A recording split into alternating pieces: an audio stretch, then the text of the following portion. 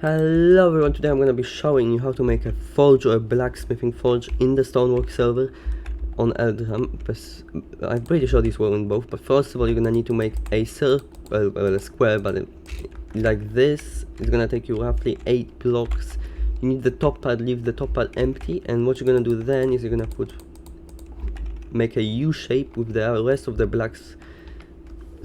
blackstone bricks, and then you're going to pull Polish blackstone bricks wall around like this, and then you're gonna make sure to put the anvil first or you burn yourself, just like that, and finish that with lava.